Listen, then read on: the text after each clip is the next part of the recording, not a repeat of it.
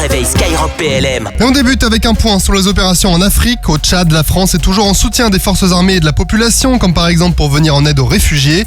Le bureau tchadien du Haut Commissariat des Nations Unies pour les réfugiés a ainsi demandé à la France et son ambassade un appui logistique pour relocaliser près de 500 000 réfugiés soudanais.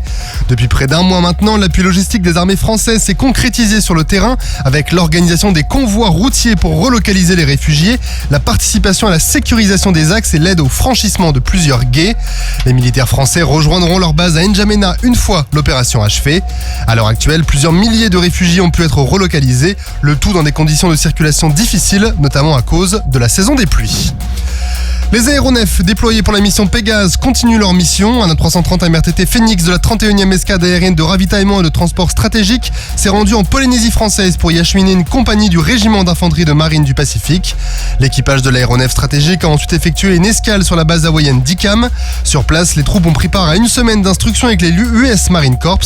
Un A400M Atlas de la 61e escadre de transport de la base aérienne 123 d'Orléans s'est lui déployé sur la base aérienne 186 de Nouvelle-Calédonie. Ce déploiement a permis aux unités parachutistes du régiment d'infanterie de marine du Pacifique Nouvelle-Calédonie de s'entraîner à des sauts en parachute en ouverture retardée depuis les portes latérales et la rampe arrière de la 400M. Un nouveau chef à la tête de la Marine nationale. Le vice-amiral d'escadre Nicolas Vaujour a été nommé chef d'état-major de la Marine.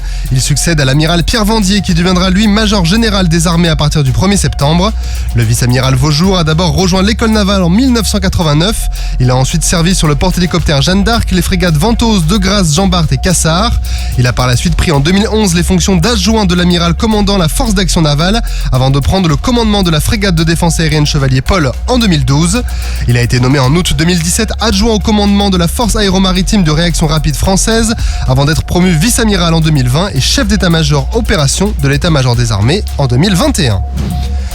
Et au Liban, les soldats français et les forces armées libanaises ont réalisé un entraînement commun dans le domaine de la sécurisation d'une zone habitée sur le terrain d'entraînement militaire à Kouakaba. Pendant 2 jours, les militaires ont veillé à la sécurisation d'une zone en ville et ont travaillé les réflexes de premier secours au combat. Cet entraînement s'insère dans la liste des actions de coopération qui sont menées tout au long de l'année entre les deux nations. Ces dernières servent notamment à entretenir la capacité opérationnelle des soldats libanais tout en garantissant des liens forts avec leurs alliés français. Ainsi, rien que cette année, près de 24 entraînements ont été menés en coopération avec les forces armées libanaises. Sur terre, sur mer, comme dans les airs. Skyrock PLM, en équipe avec Cuneo, la mutuelle des forces armées.